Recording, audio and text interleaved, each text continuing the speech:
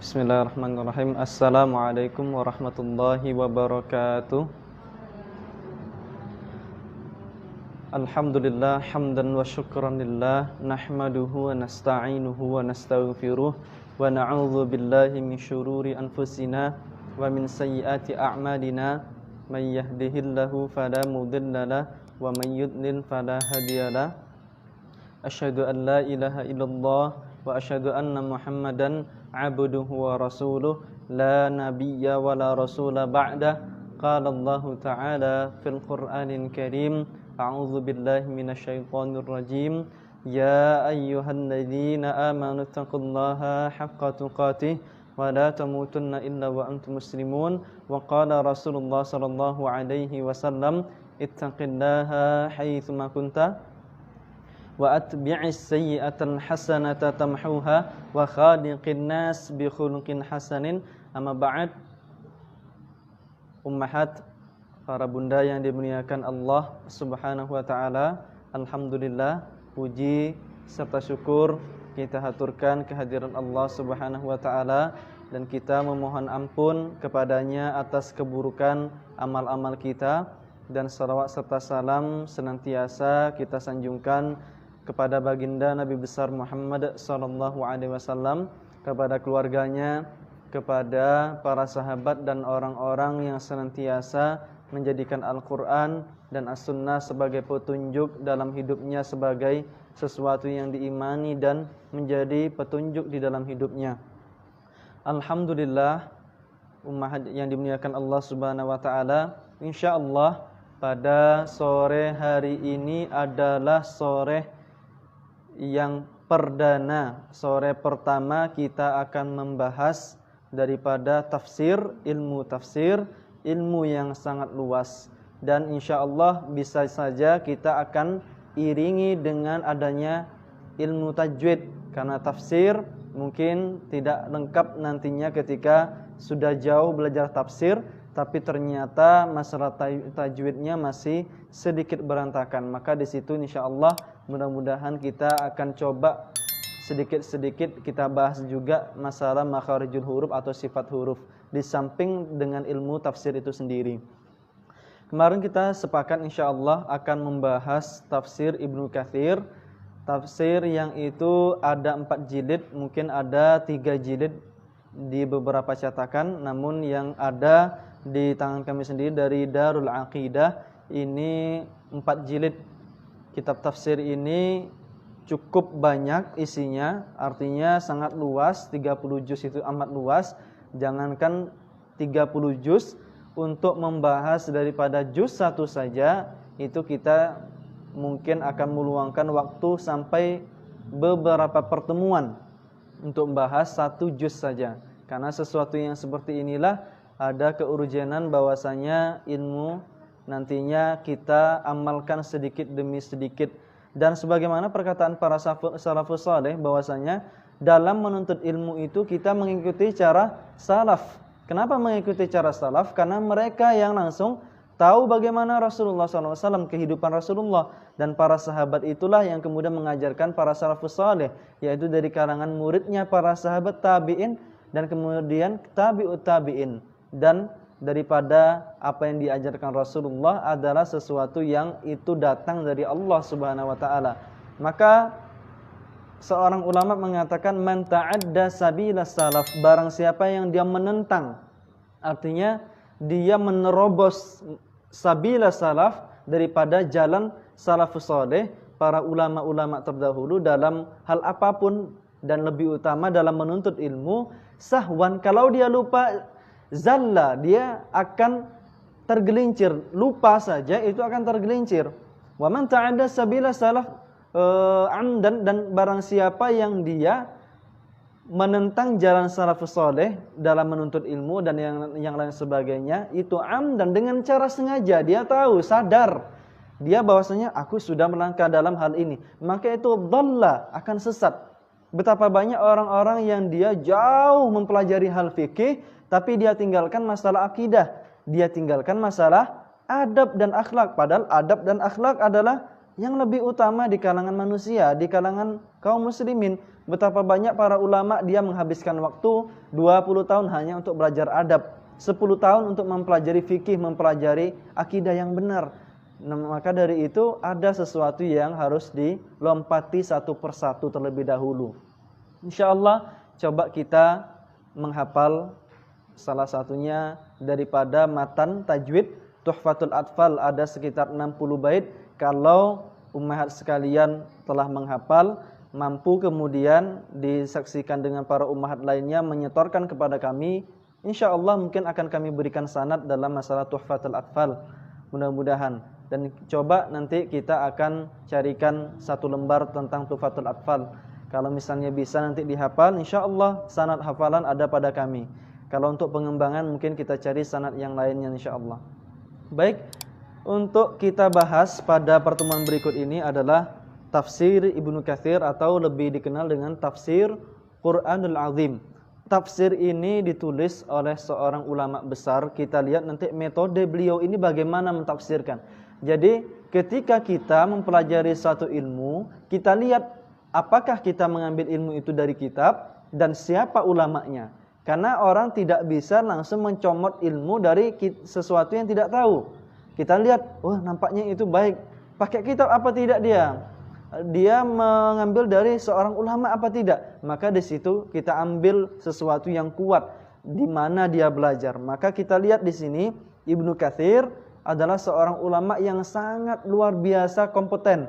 Beliau adalah seorang ulama yang lahir dari seorang ayah kakeknya pun ulama. Seorang penceramah yang amat luar biasa. Kita pelajari nanti siapa namanya. Dan kemudian kita akan pelajari metodenya bagaimana. Kenapa kemudian ditulis daripada tafsir Quranul Azim ini. Bagaimana metode beliau menjelaskan masalah 30 juz ayat juz yang kemudian diturunkan dalam Al-Quran tersebut. Ini sesuatu yang amat berat. Buya Hamka rahimahullah, ulama kita, ulama Indonesia itu menulis tafsir Al-Azhar sekitar 2 tahun 8 bulan atau 2 tahun 7 bulan. Itu selama di penjara. 9 jilid kami punya, alhamdulillah telah bisa kami beli dahulu, hampir harganya 2.400.000. Waktu itu diskon 1.900.000 ketika masih kuliah dulu, tafsir Buya Hamka. Dan Buya Hamka mempunyai capable untuk masalah seperti itu. Dan beliau seorang yang juga sepertinya Allahu a'lam bishawab adalah seorang penghafal Quran. Ada sisi-sisi yang kita tidak ketahui, dan itu adalah cikal bakal beliau mengajar di satu kajian di Masjid Al-Azhar di Kebayoran Baru, di Kemayoran atau Kebayoran Baru di Jakarta. Nah, disitulah beliau mengajar sampai kemudian beliau dimasukkan oleh penguasa rezim saat itu ke penjara atas tuduhan-tuduhan yang tidak terbukti. Maka di dalam penjara beliau menulis kitab. Dan banyak nanti kita akan lihat bagaimana Ibnu Taimiyah ini ternyata orang yang cukup gigih dan kuat di hadapan seorang penguasa. Nama beliau adalah Imaduddin. Imaduddin, kita catat saja nama beliau.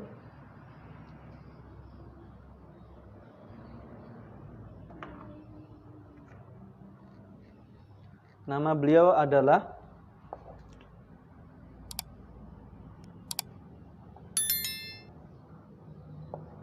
Imaduddin. Ini adalah ada laqab namanya. Jadi dalam penamaan di bangsa Arab ada kunyah. Kunyah itu yang terbiasa di depannya pakai abu. Abu Sidki, Pak Aristo misalnya, Abu Umar, Abu Abdullah, Abu Hafsah, Abu Aisyah, Abu Maryam, Abu yang lain sebagainya, itu namanya laqab. Tapi kalau Imaduddin, kalau nama laqab dia biasanya diikatkan dengan sesuatu yang dijulukkan kepada orang tersebut sebagai seorang yang luar biasa di mata kaum muslimin. Ada yang namanya Imaduddin, ada yang kemudian Muhyiddin, penghidup agama. Kalau ini tiangnya agama. Nama beliau Imaduddin, bukan Imaduddin. Tapi ini dijulukkan oleh para ulama terlebih dahulu, bukan beliau yang menamakan diri beliau. Tapi para ulama melihat keulamaan beliau itu sangat disegani di saat itu. Kita lihat nanti kapan beliau lahir dan di tempat mana beliau lahir. Imaduddin Abul Fida. Imaduddin Abul Fida. Nama beliau secara kunyah Abul Fida.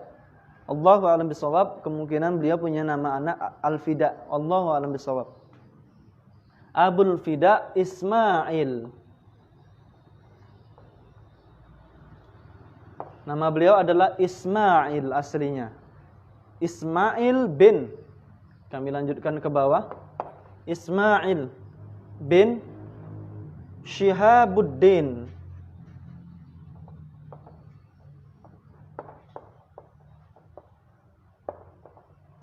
Abu Hafs, julukan daripada bapaknya, nama kunyanya Abu Hafs. Abu Hafs. Abu Hafs Umar. Nah, ini nama beliau, Umar. Umar, sebagaimana nama Umar bin Khattab radhiyallahu anhu. Bin Katsir. Bin Al-Katsir. Bin Katsir Al-Qurashi. Al-Qurashi.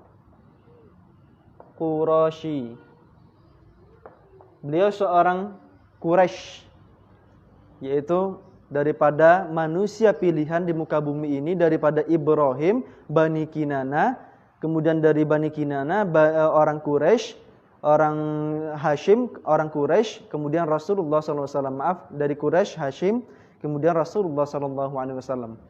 Jadi aku adalah orang terpilih dari yang terpilih dari yang terpilih. Dalam sebuah hadis dengan maknanya Rasulullah pernah bersabda, aku adalah dari orang yang terpilih dari yang terpilih dari yang terpilih, orang yang terbaik di muka bumi.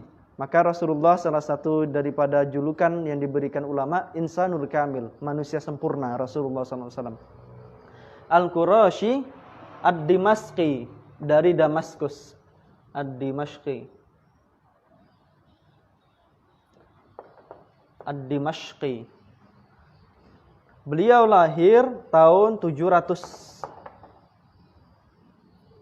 Wafat tahun 771. Yaitu sekitar 700 tahun yang lalu. 700 tahun yang lalu pernah hidup namanya Ibnu Katsir. Seorang yang lahir di daerah Busrah.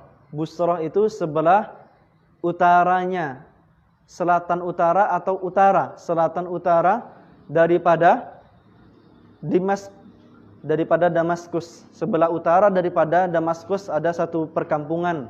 Di situ di Busrah itu beliau lahir. Dan beliau, ayahnya Umar bin Al-Katsir, adalah seorang alim besar, seorang penceramah yang besar. Dan uniknya, beliau itu berguru kepada salah satunya kepada Ibnu Asyakir. Ibnu Asyakir. Guru beliau salah satunya Ibnu Asyakir, seorang ulama, Allahu a'lam, seingat kami beliau mengarang kitab Tarikh Dimashq. Tarikh Dimashq itu satu karangan buku mungkin lebih besar dibanding rentangan tangan kami. Besar. Itu guru beliau yang berisi tentang sejarah kehidupan manusia, sejarah daripada bangsa Arab. Dan kemudian salah satu guru beliau adalah Syekhul Islam Ibnu Taimiyah. Syekhul Islam Ibnu Taimiyah.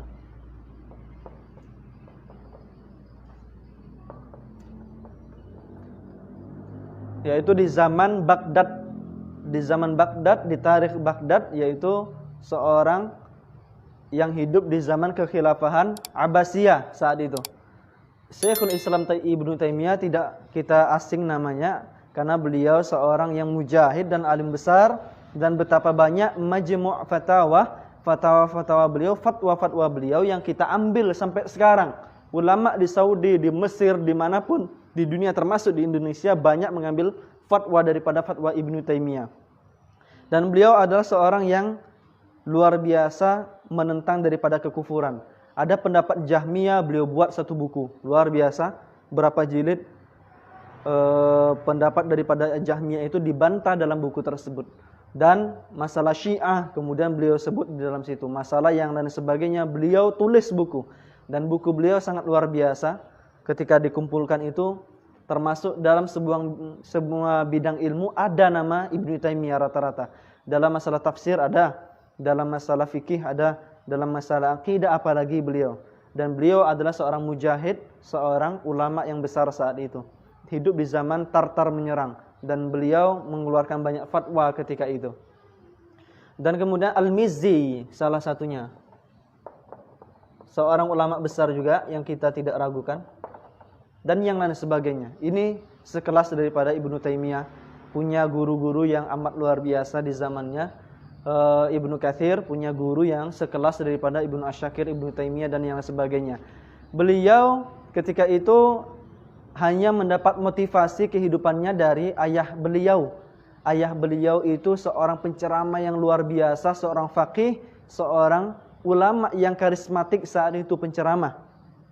Maka beliau ini hanya mendengar cerita itu namun mendapat motivasi yang amat luar biasa. Namun kemudian yang membawanya adalah kakaknya yang bernama Abdul Wahab yang mengasuh beliau semenjak 3 tahun ditinggal oleh bapaknya.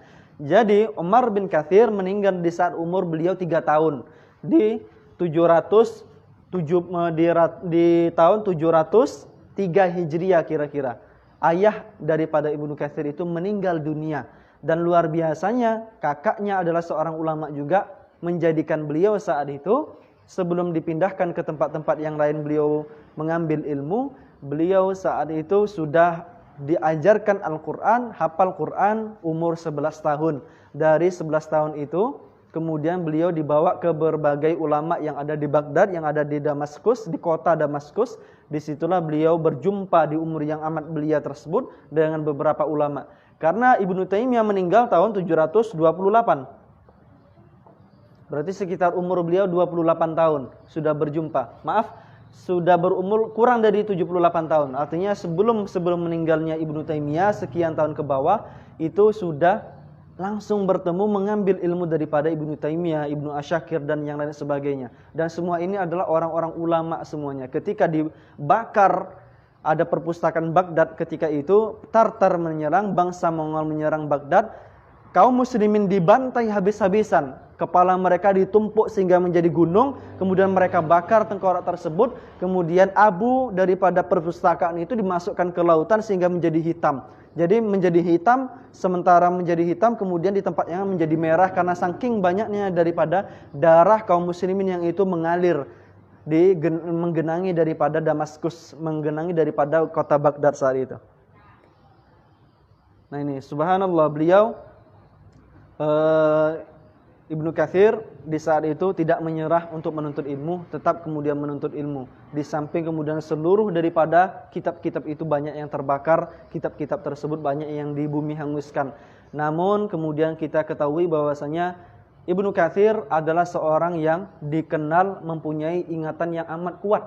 Ingatan yang amat kuat. Dan beliau ketika menulis hadis misalnya di dalam kitab ini ada beberapa metode. Salah satunya beliau menjelaskan masalah tafsir ayat dengan asar, dengan hadis, yaitu hadis Rasulullah SAW menyebutkannya. Misalnya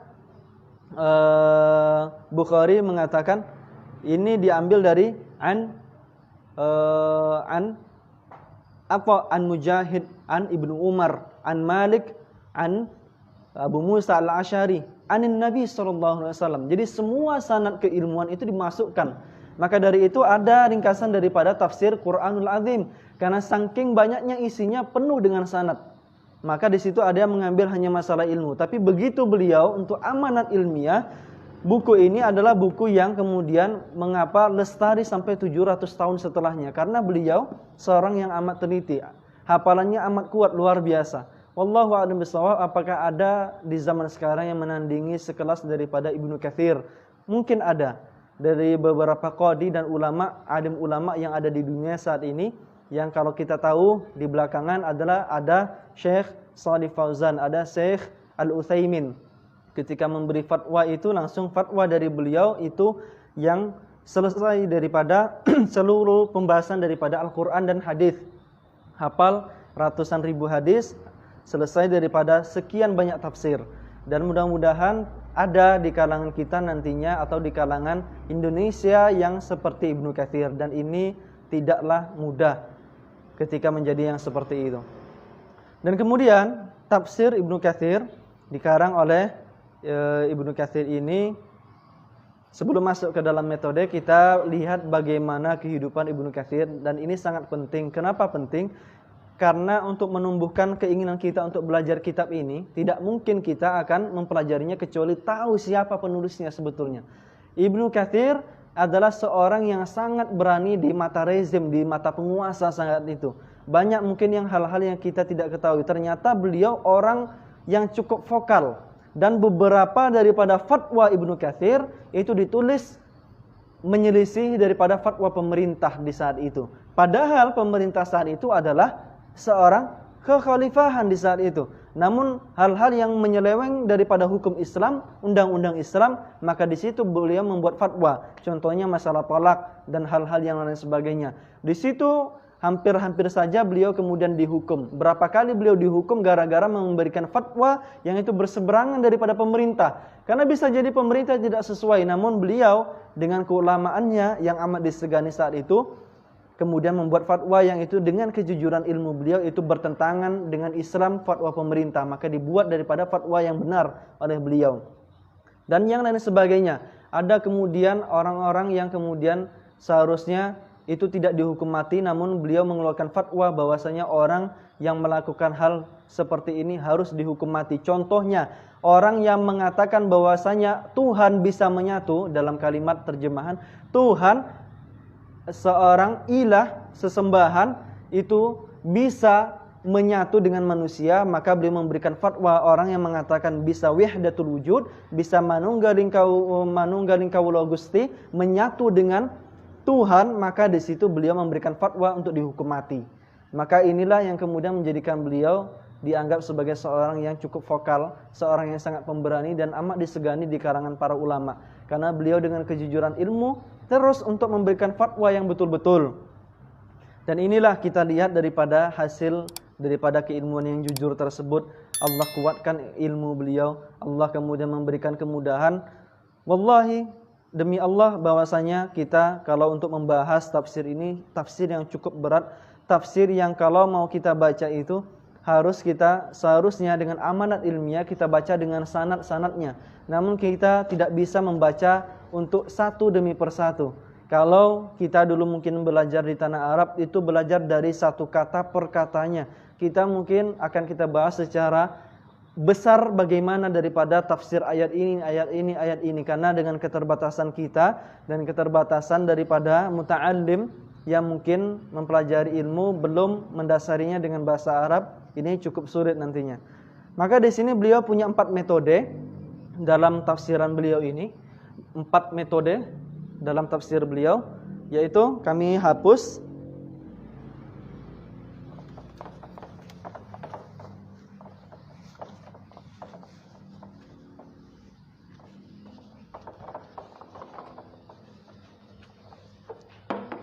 Empat metode tersebut adalah tafsir Al-Quran dengan Al-Quran,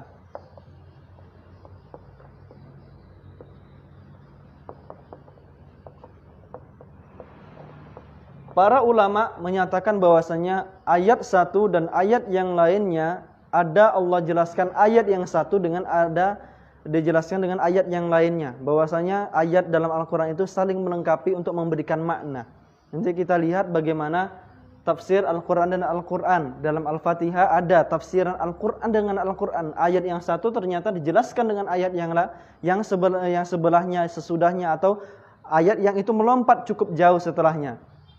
Kemudian yang kedua, Al-Quran dengan hadis oleh Rasulullah SAW. Ketika para ulama tidak mendapati makna daripada satu ayat di dalam Al-Quran untuk menjelaskan ayat yang lainnya, maka beliau melihat daripada hadis.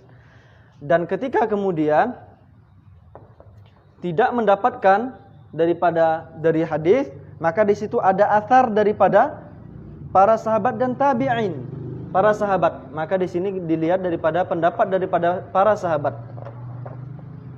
Para sahabat yang itu qura atau seorang mufassir seperti Ibnu Abbas, seorang ulama mengatakan kalau seandainya seorang muslim membaca tafsir Ibnu Abbas, cukup baginya untuk memahami daripada ayat-ayat yang ada di dalam Al-Quran.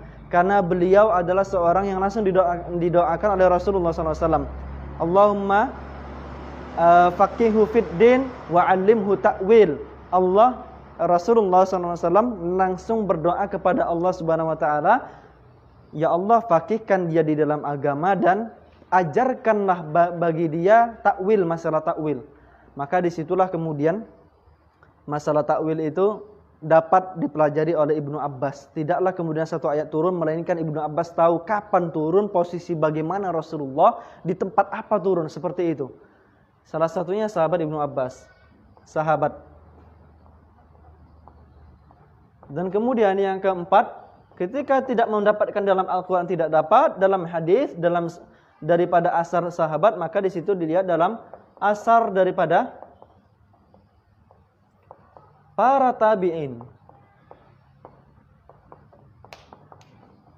Kenapa tabi'in? Karena tabi'in adalah orang-orang kaum golongan muridnya para sahabat.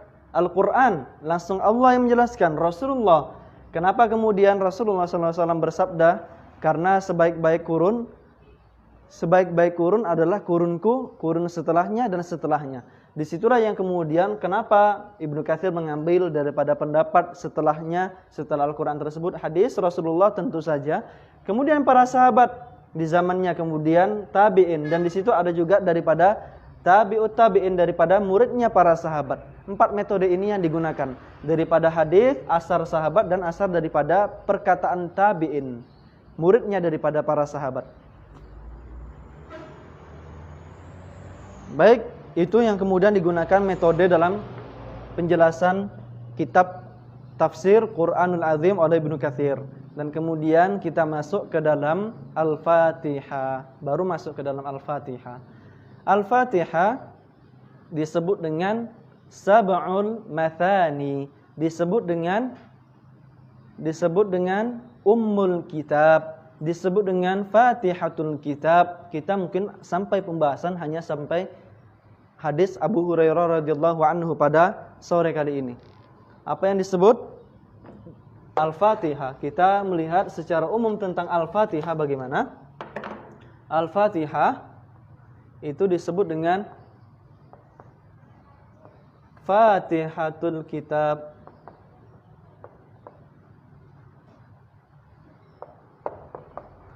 Pembuka daripada kitab. Ummul Kitab, ibu, induk daripada kitab. Al-Kitab yaitu Al-Quran. Kemudian Sab'u Mathani,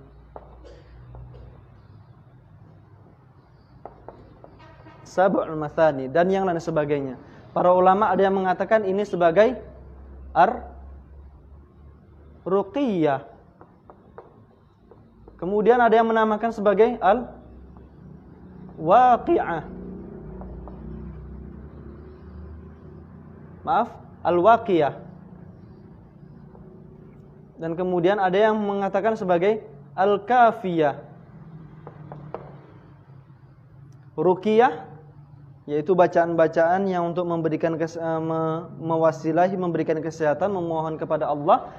Al-Waqiyah sebagai pelindung, Al-Kafiyah sebagai pencukup. Sebagian ulama mengatakan seperti itu. Fatihatul Kitab. Kenapa disebut dengan Ummul Kitab dan Fatihatul Kitab? Dalam hadis Ubadah bin Samit dalam kitab Umdatul Ahkam, Rasulullah SAW bersabda di situ, tidaklah diterima salat, secara makna kami sampaikan, tidaklah diterima salat kecuali dengan bi Fatihatil Kitab, kecuali dengan bi Fatihatil Kitab. Al-Fatihah. Ini kita bahas tentang Al-Fatihah. Tidaklah kemudian sah salat bi Fatihatil Kitab. Nanti kita menyinggung sedikit dalam masalah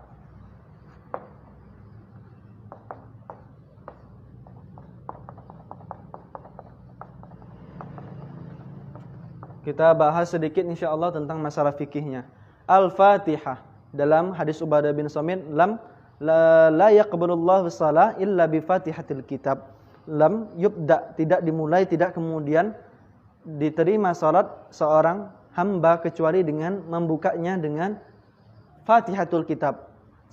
Fatihatul Kitab itu adalah salah satu nama daripada Al-Fatihah. Maka hadis tersebut salah satu patokan bahwasanya membaca dalam hal menjadi makmum, membaca daripada Al-Fatihah itu bagi makmum sekalipun imam sudah membaca itu diwajibkan. Oleh karena kemudian kami coba mempelajari dan ihtiyatan untuk diri kami sendiri, di dalam keadaan sir tentu kita membaca Al-Fatihah dengan harakatul lisan, dalam keadaan jahar seperti salat subuh, zuhur dan salat maghrib isya, salat subuh, maghrib, isya yang jahar itu pun setelah imam membaca kami membaca Al-Fatihah. Padahal sebagian ulama mengatakan cukup. Namun Syekh Dr. Thalib bin Umar Al-Katsiri, guru ketika di Yaman, beliau mengatakan bahwasanya hadis ini hadis yang cukup kuat. Kenapa kita tidak membacanya juga? Walaupun imam sudah membaca dan itu cukup. Karena disitulah kemudian ada hadis-hadis penguat yang lainnya. Fatihah, Al-Fatihah, Ummul Kitab. Dan kenapa disebut dengan Fatihatul Kitab? Li'anna. Dan kemudian ada nama yang lainnya, maaf, kami sambung dulu, As-Salah. Disebut dengan namanya juga As-Salah. Daripada Al-Fatihah ini salah satu namanya adalah As-Salah. Kenapa disebut dengan Fatihatul Kitab dan Ummul Kitab? Karena seluruh perkara tatadamman kullul amri ilaiha. Seluruh perkara itu tercakup di dalam Al-Fatihah, maka disebut dengan induk daripada kitab.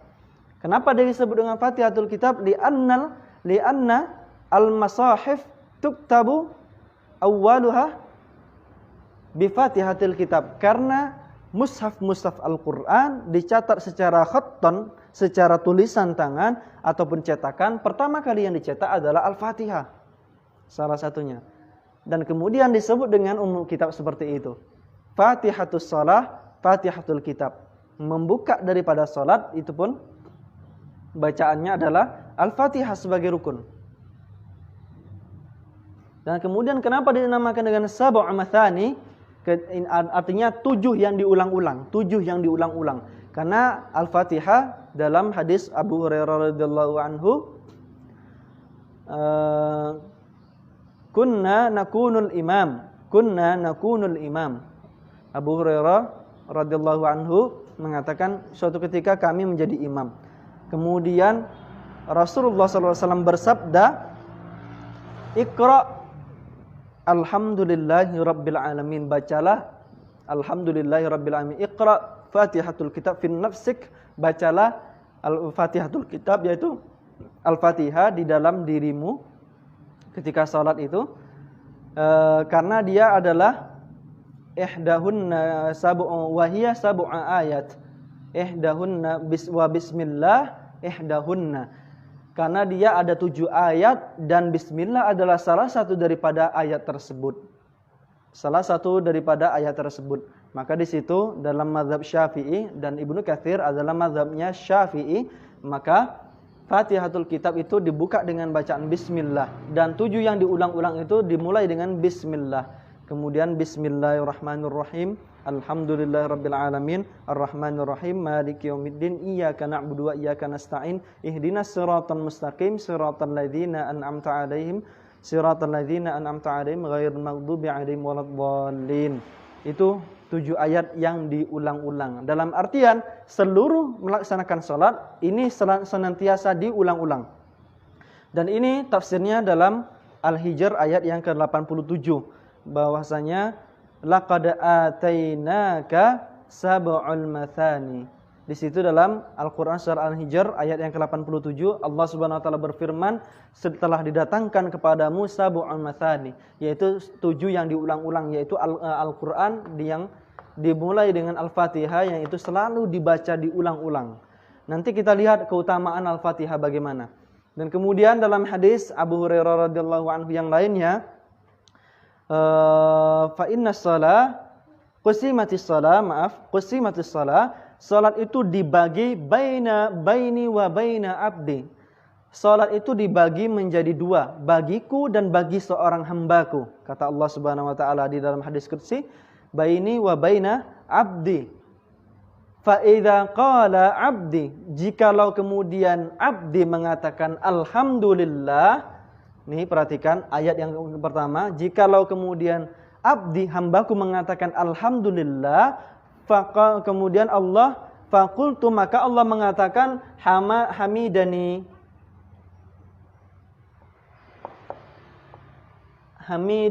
abdi.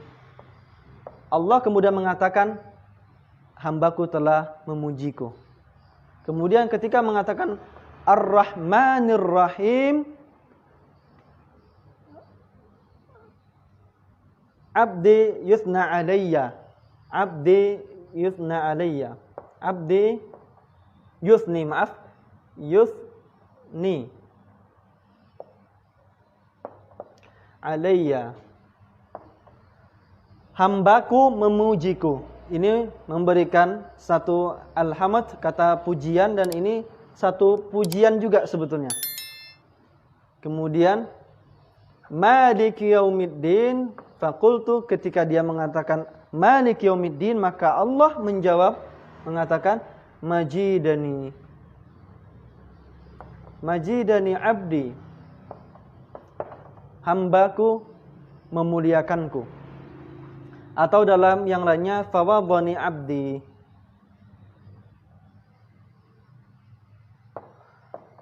fawadha abdi,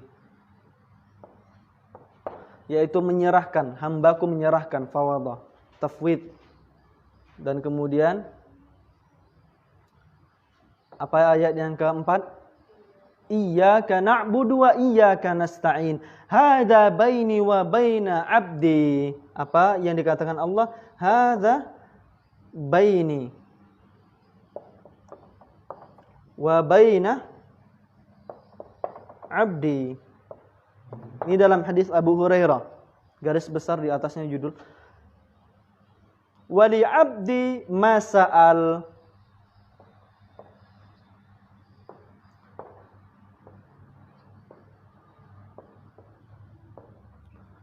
Ini adalah perkara antara aku dan antara hambaku. Ketika kita membaca Iyyaka na'budu wa iyyaka nasta'in, maka Allah mengatakan ini antara aku dan hambaku, dan bagi hambaku apa yang dia pinta. Kemudian ihdinas siratal mustaqim, siratal ladzina an'amta 'alaihim ghairil maghdubi 'alaihim waladdallin. Maka di situ Allah mengatakan hadza baini wa baina abdi, kalimat yang sama pada ayat yang ke-6 dan yang kelima dan yang ke-6. Wali abdi masa'al, dan bagi hambaku apa yang dia pinta. Ketika mengatakan alhamdulillahirabbil alamin, segala pujian syukur kepada Allah Subhanahu wa taala dengan sepenuh kecintaan kepada Allah Subhanahu wa taala.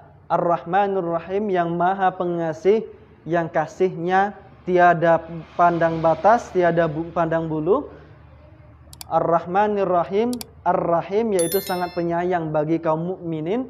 Maliki yaumiddin, yang memiliki hari pembalasan. Iyyaka na'budu, hanya kepada Allah. Ada kalimat hasar di situ. Iyyaka na'budu, bisa saja kita mengatakan na'buduka, misalnya darabaka, adribuka, aku memukul engkau, dia memukul engkau, darabaka, dia memukul engkau, dan kemudian na'buduka, kami menyembah engkau, bisa mengatakan seperti itu. Namun Allah memberikan kalimat hasar dalam kalimat iyyaka.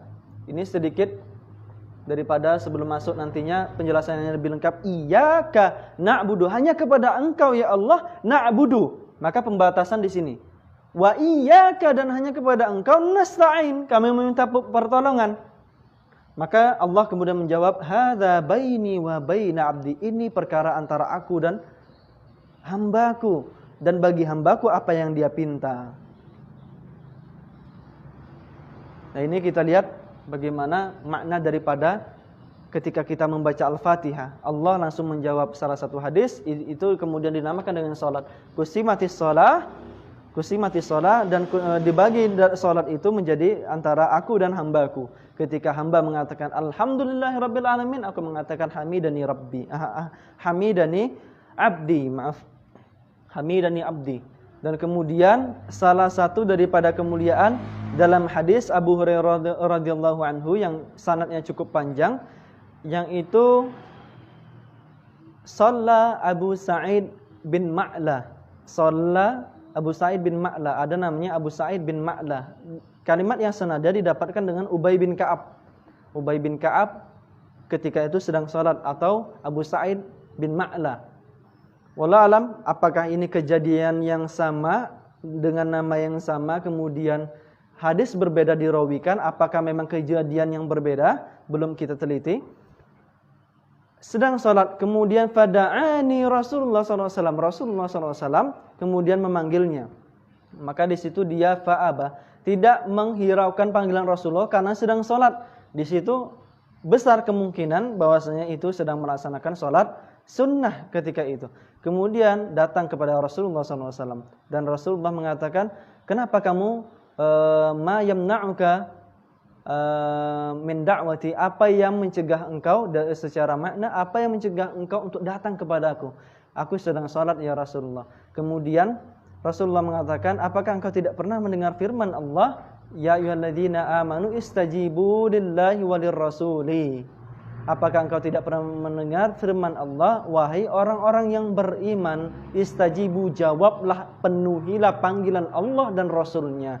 Maka di situ kemudian mengatakan, la u'allimannaka suratal Quran, suratal azimah fil Quran. Sungguh aku akan mengajarkan kepada engkau surat yang amat agung di dalam Al-Quran.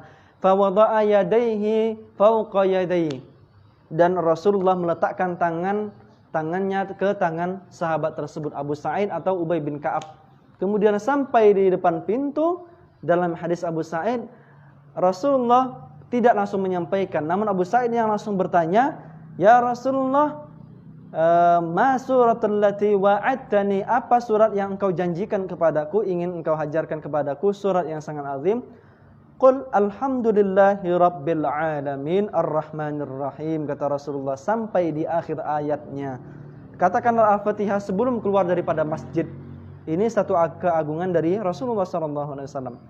Kalau Ubay bin Ka'ab ketika mengatakan seperti itu Rasulullah SAW, maka Ubay bin Ka'ab fa'ubatti fil masyi, aku lambatkan jalanku. Rasulullah datang kepada Ubay bin Ka'ab, diletakkan tangan Rasulullah SAW di tangan Ubay bin Ka'ab, kemudian ubatti fil masyi, aku lambatkan jalanku. Kemudian sampai di depan pintu, Rasulullah mengatakan alhamdulillahi rabbil alamin, mengajarkan kepadaku alhamdulillahi rabbil alamin, katakan alhamdulillahi rabbil alamin sampai akhirnya. Itu adalah satu kemuliaan daripada Al-Fatihah, fadilah ketika membaca Al-Fatihah, pahala dan ganjaran yang amat luar biasa. Dan dalam fadilah yang lain daripada Al-Fatihah, ada para sahabat yang kemudian menyembuhkan satu penyakit perantaranya dengan Al-Fatihah. Maka Al-Fatihah ada satu nama, maaf kami lupa tinggal, yaitu Asy-Syifa. Apa arti Asy-Syifa? Penyembuh. Asy-Syifa, penyembuh. Maka ada seorang sahabat yang ketika itu dalam keadaan perjalanan, dalam catatan riwayat yang lain selain daripada tafsir Quranul Azim yang kami baca, para sahabat ketika itu dalam keadaan yang tidak membawa bekal sama sekali lagi. Wallahu a'lam apakah dalam keadaan perang atau yang sebagainya. Dalam keadaan seperti itu, para sahabat mendapati satu rumah yang itu ada orang yang sakit di dalamnya. Kemudian orang tersebut, pemilik rumah, si empunya rumah, sahibul bait, memanggil orang tersebut, para sahabat tersebut. Kemudian para sahabat mengatakan, apakah engkau akan memberikan upah atas kami kemudian telah menyembuhkan orang ini, menyembuhkan orang yang sakit ini? Maka kemudian kalau iya, kami akan mencoba memberikan wasilah penyembuhannya. Maka orang tersebut memberikan 1 ekor kambing sebagai ganjarannya, dibacakan dan ternyata memang sembuh orang tersebut. Dan para sahabat adalah seorang yang sangat saleh di mata Allah Subhanahu wa taala. Di situ salah satu daripada keutamaan Al-Fatihah. Ada apa-apa, sakit apa, baca Al-Fatihah. Dulu ada teman kami, murid daripada Syekh Thalib bin Umar Katsiri, dari Qism Rusukh namanya. Qism Rusukh itu Qism yang itu sudah di atas ta'sil ilmi 2 langkah. Setelah taksil ilmi ada nama tamakkun. Taksil ilmi pendasaran ilmu-ilmu, seluruh ilmu usul. Kemudian adalah tamakkun. Tamakkun itu penguasaan. Ada rusukh.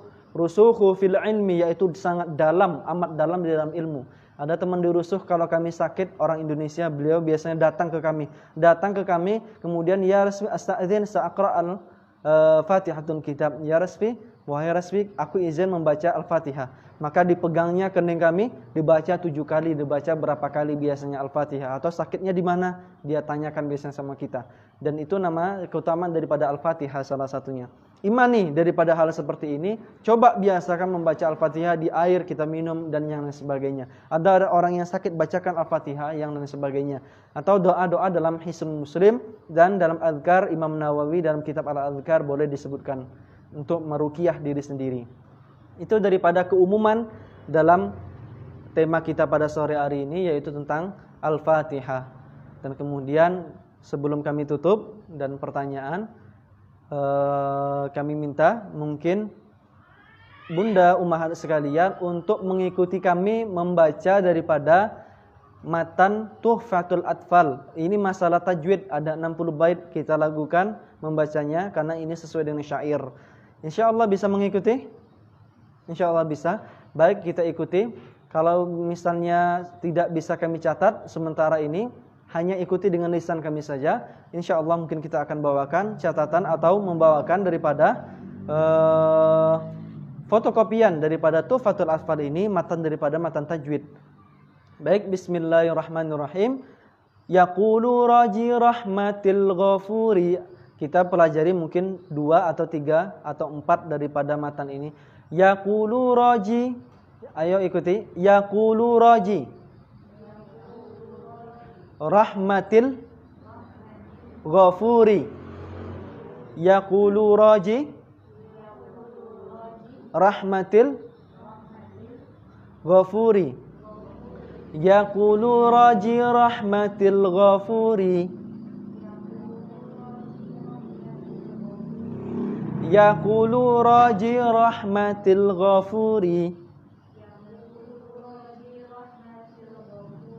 Dauman Sulaimanu huwal jamzuri. Dauman Sulaiman huwal jamzuri. Dauman Sulaimanu huwal jamzuri. Dauman Sulaimanu huwal jamzuri. Bisa diikuti? Yaqulu raji rahmatil ghafuri. Yaqulu raji rahmatil ghafuri. Dauman Sulaimanu huwal jamzuri.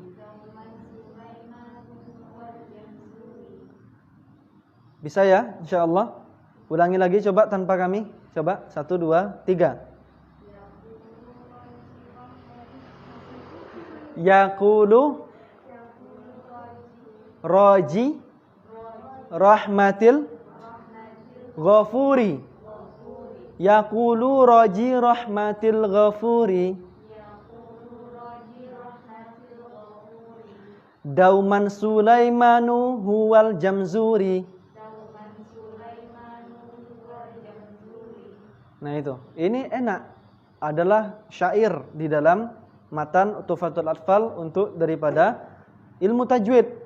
Bagi pemula ini cukup. Kenapa dinamakan Tuhfatul Atfal, yaitu anugerah atau pemberian bagi hadiah. Tuhfa itu artinya hadiah, Atfal itu artinya anak-anak. Yaitu ada 2 makna. Ini adalah hadiah bagi orang yang memang umurnya kecil, anak-anak dalam masalah tajwid. Atau kemudian dia ilmunya sama dengan anak-anak dalam hal tajwid, maka diberikan nama Tuhfatul Atfal.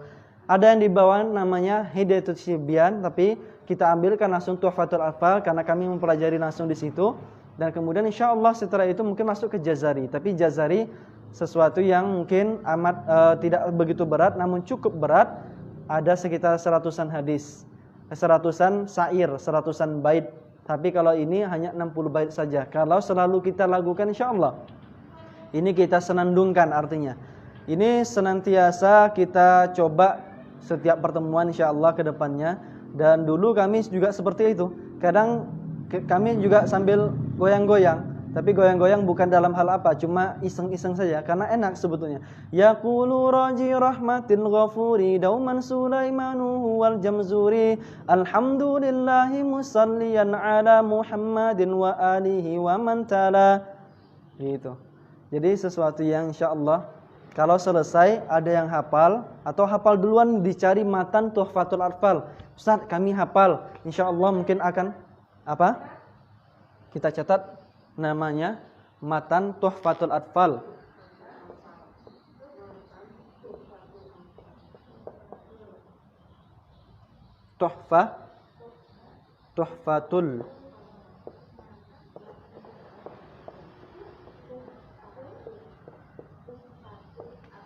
Tuhfatul Atfal.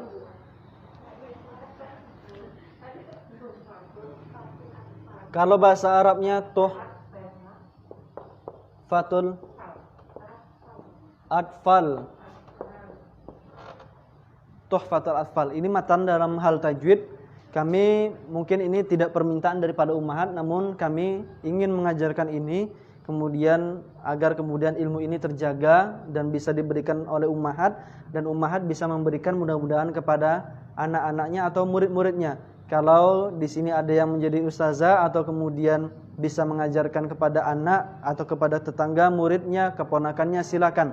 Masalah Tuhfatul Atfal ini matan yang cukup agung dalam masalah ilmu tajwid dan itu insyaallah lengkap dalam hal tajwid, dalam makharijul huruf, sifat-sifat huruf hanya dihafal dengan syair saja.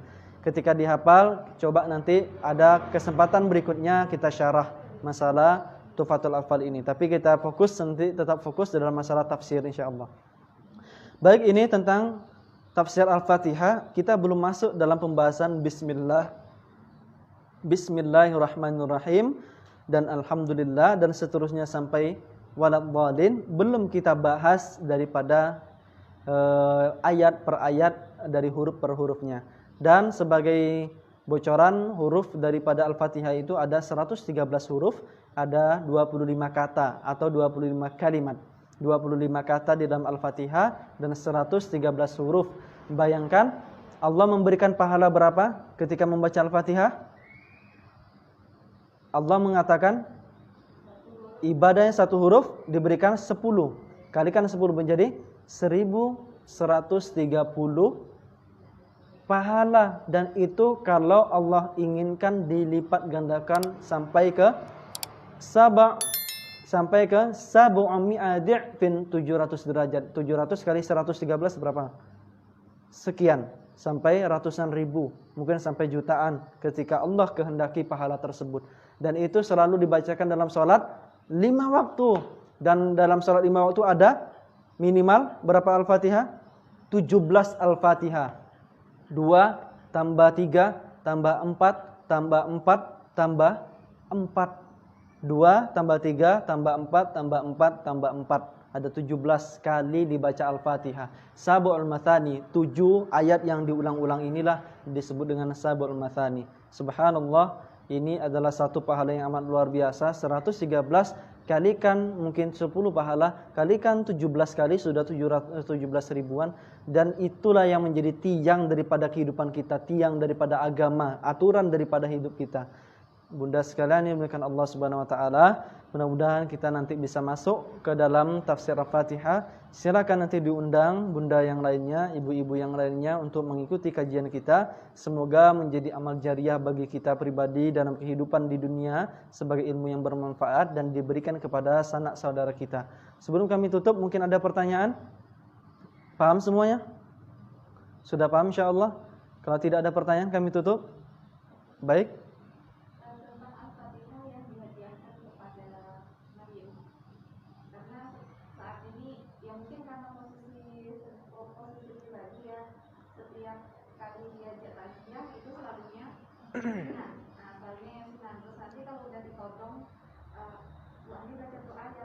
Jadi selalu menolak gitu kan, ketika kita selalu menolak itu jawabannya masa jilbabnya besar, ini tak pandai baca doa, aku tak pandai gitu kan, takut salah mau yang dibaca apa gimana gitu. Baik. Tentang tawassul itu ada namanya tawassul bi Rasulillah sallallahu alaihi wasallam, yaitu menjadikan Rasulullah sebagai perantara untuk mendekatkan kita kepada Allah Subhanahu wa taala, dan itu ketika hidup Rasulullah sallallahu alaihi wasallam. Ketika tawassul kepada orang itu mempunyai 3 syarat, yaitu yang diminta itu hidup untuk bertawassul itu. Misalnya kita meminta ada satu amalan atau ganjaran dari Allah Subhanahu wa taala atau mendatangkan manfaat, itu orangnya hidup. Kemudian dia hadir atau fi hukmil hadir, kita telepon dia, atau dan kemudian syarat yang ketiga orang tersebut mampu melakukannya. Dan kemudian ada namanya tawassul dengan amal. Tawassul dengan amal ini adalah kedekatan kita dengan orang lain dan relasi, bukan orang-orang yang tidak kenal kemudian kita undang atau keluarganya mengundang untuk kemudian datang kemudian membacakan daripada Al-Fatihah, Yasinan, Allahu a'lam bishawab, atau ayat Al-Quran, Al-Baqarah, Ali Imran, Al-Furqan yang sebagainya dibacakan. Namun ini kehendak daripada pribadi kita untuk memberikan keringanan bagi si mayit, dan itu sebagaimana daripada Ashabul Ukhdud, mereka yang masuk ke dalam goa. Satu orang kemudian dia berdoa kepada Allah, kalau seandainya dulu ketika aku mempunyai seorang pembantu karyawan di kebunku, karyawan tersebut ada harta, aku kembangkan luar biasa, kalau seandainya itu ikhlas ya Allah, maka terimalah ini sebagai amal yang ikhlas dan bukakanlah jalan keluar bagi kami. Dibukakan sedikit demi sedikit. Dan ada orang yang hampir berzina dengan sepupunya, tidak jadi berzina, kemudian dia berkata seperti itu juga, kalau itu karena takutku kepadamu ya Allah, berikan kemudahan.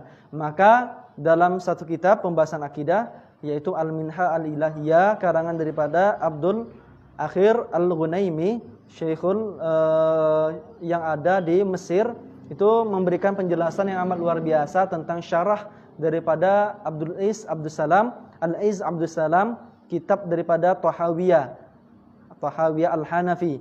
Tahawiyah itu mengarang satu kitab tentang asma wa sifat, tentang zat Allah Subhanahu wa taala, tentang akidah. Maka membaca seperti itu, kalau seandainya ya Allah, kalau seandainya membaca ini ya Allah adalah satu hal yang baik dan engkau terima ya Allah, berikan keringanan bagi orang tuaku atau siapa yang kita hendaki untuk kemudian ini. Tapi bukan kita mengirim bacaan, tapi amal. Kalau seandainya amal itu yang diterima, artinya ini amal itu tercatat di sisi Allah pahalanya. Kalau seandainya ini adalah ikhlas untukmu ya Allah, engkau terima, maka silakan ini kemudian aku berikan kepada engkau untuk memberikan keringanan kepada orang tersebut. Dan itu atas kehendak Allah Subhanahu wa taala untuk memberikan keringanan kepada si mayit misalnya. Lapangkan ya Allah kuburnya. Ketika membaca seperti itu. Dengan apa yang terjadi di masyarakat, Allahu a'lam bishawab, apakah itu sesuatu yang diperbolehkan, menjadikan adat-adat yang lain sebagainya. Walaupun di situ mungkin ada yang menggunakan dasar-dasar dan kami belum mendapatkan dalilnya, yahtaj ila dalil, yang hal-hal yang lain sebagainya butuh kepada dalil. Namun kalau untuk kita menghadiahkan karena itu adalah karyawan, karena itu adalah bos, karena itu adalah relasi hidup kita, punya kemudian sumbangsi kebaikan atau namanya dikenal baik di mata manusia, dikenal sebagai seorang yang alim, sebagai seorang ulama, sebagai seorang soleh, kemudian dia dulu pernah membantuku, maka aku akan bacakan ini. Aku akan ikut sholat. Kalau seandainya doaku ini dikabulkan, sholatku dikabulkan, maka terimalah untuk melapangkan keadaannya di akhirat misalnya. Allahu a'lam bishawab. Itu pertanyaan yang cukup bagus dan Allahu a'lam bishawab jawabannya. Baik.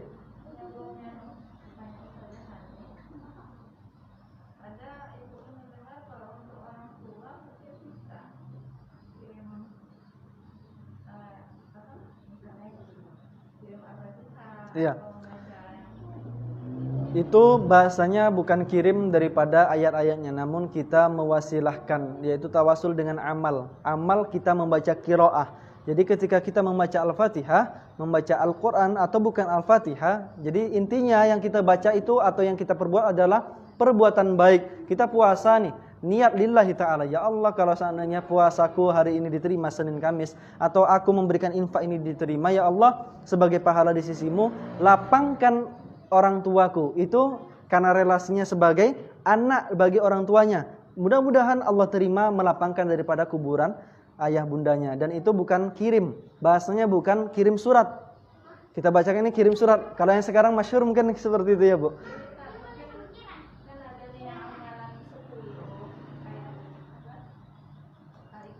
Ya?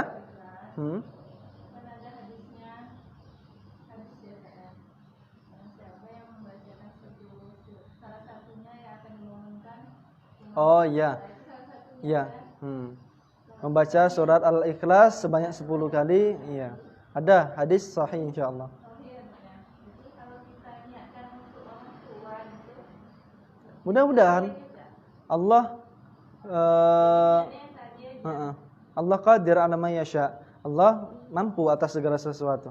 Insyaallah Allah mungkin memberikan kemudahan. Salah satunya membaca, ya Allah, kalau Al-Ikhlasku ini 10 kali aku baca, ya Allah, Engkau bangunkan istana, hadiahkan kepada orang tuaku, ya Allah, seandainya ini ikhlas untukmu. Silakan. Ini tawasul dengan amal. Nah, untuk amal. Dan itu bukan bacanya dengan kirim.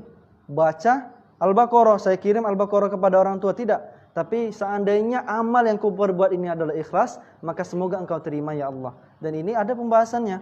Bukan sesuatu tak boleh kita membaca ini dan itu untuk orang ini, tidak akan sampai. Bukan seperti itu. Tapi amal yang kita perbuat, kalau seandainya ikhlas, dan itu ada asar daripada Ashabul Ukhdud yang dalam gua, yang dalam keadaan terjepit saat itu. Mereka bertawasul dengan amal. Tawasul dengan amal, satunya kemudian memberikan infak yang amat luar biasa dikembangkan bagi karyawan di pertanian.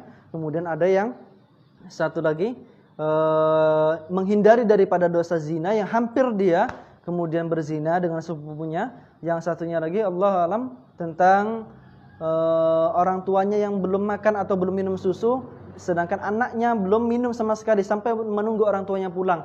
Dan di saat itu kalau seandainya itu diterima, ya Allah, dan memulakan orang tuaku dan ikhlas, maka berikan kemudahan. Dan itu Allah membukakan sedikit demi sedikit sampai orang yang ketiga berdoa seperti itu, terbukalah semuanya, mereka keluar daripada gua tersebut. Nah, ini dasar daripada tawasul bil amal.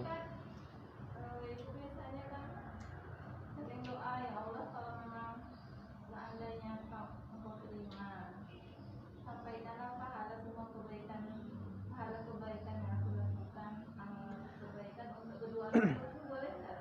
Berdoa seperti itu boleh saja.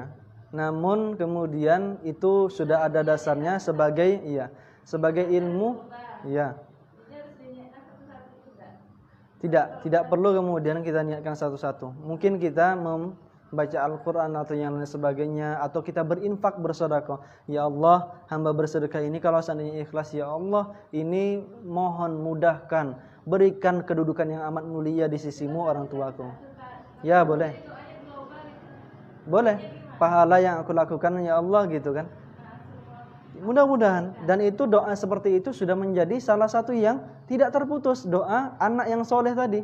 Dan di situ sudah ada satu dasar yang kedua dalam hadis, yaitu doa anak yang soleh. Doa anak yang soleh tanpa ibu berdoa kepada Allah, ya Allah, pahalaku kirim sama dia, tapi memintakan, ya Allah, ampunilah bundaku. Maka di situ betapa banyak orang-orang yang berkumpul di yaumul mahsyar, di alam barzah, yang itu dia mencari sana sini amal, namun ada orang yang hanya diam di situ, anaknya yang mendoakan dari dunia, anaknya yang mendoakan dulu ketika hidup di dunia, sehingga kemudian dia mendapat keringanan-keringanan di akhirat. Dan itu waladun salih yad'u lahu. Sudah masuk dalam hal yang seperti itu.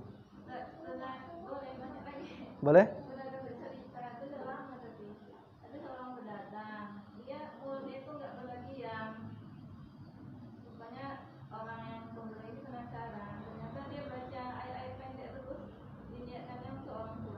Iya.